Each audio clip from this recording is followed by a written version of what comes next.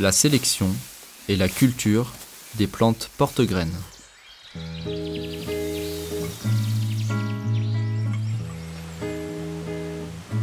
La sélection permet d'adapter peu à peu la plante à son environnement, à nos besoins et nos envies.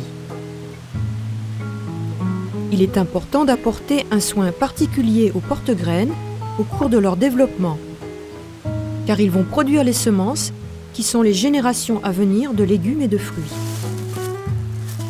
Il est donc nécessaire de bien les choisir et d'observer toute leur croissance.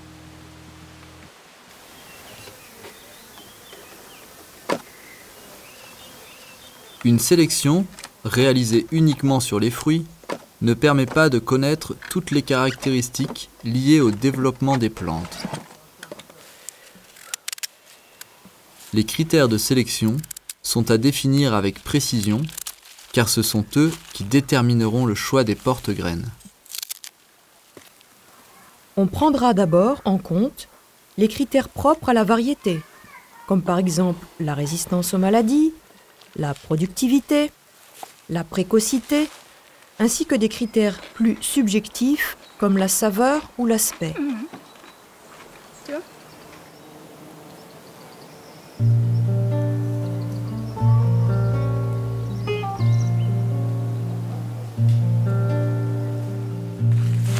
L'adaptation des plantes à leur environnement et aux méthodes de culture sont aussi à prendre en compte.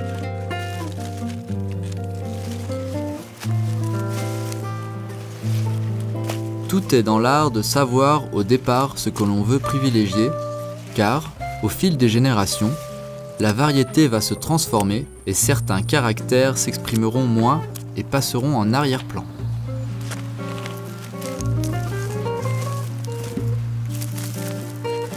Parfois, il n'est pas judicieux de procéder à une sélection. C'est le cas lorsqu'il existe très peu de semences d'une variété rare ou en voie de disparition, car le peu de plantes produites la première année ne permettra pas d'opérer une sélection.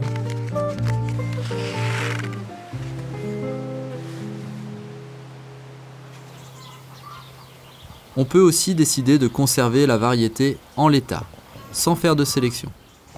On prend alors tous les éléments de la variété, même si celle-ci est très disparate, afin de favoriser une diversité génétique.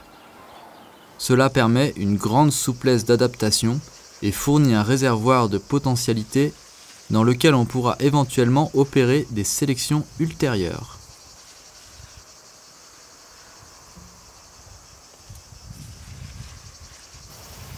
Pour faciliter le suivi des cultures, le marquage des porte-graines est important.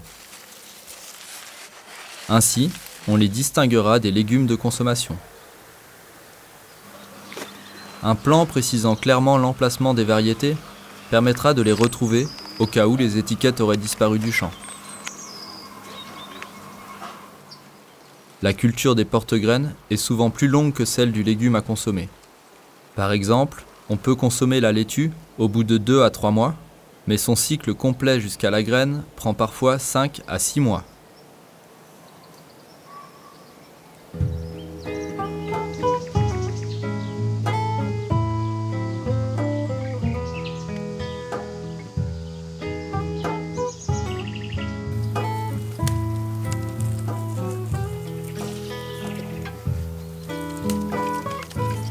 Et il existe beaucoup de plantes dites bisannuelles, comme la carotte, qui montent en fleurs et produisent leurs semences la 2e année de culture.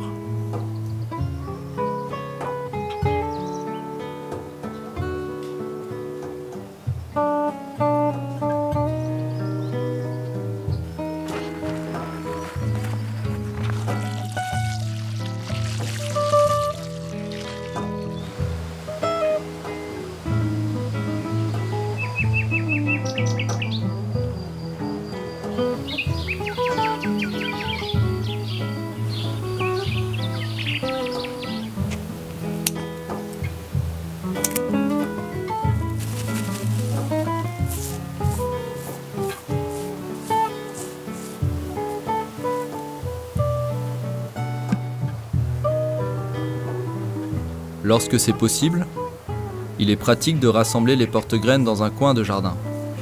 Leur sélection en sera d'autant plus facilitée.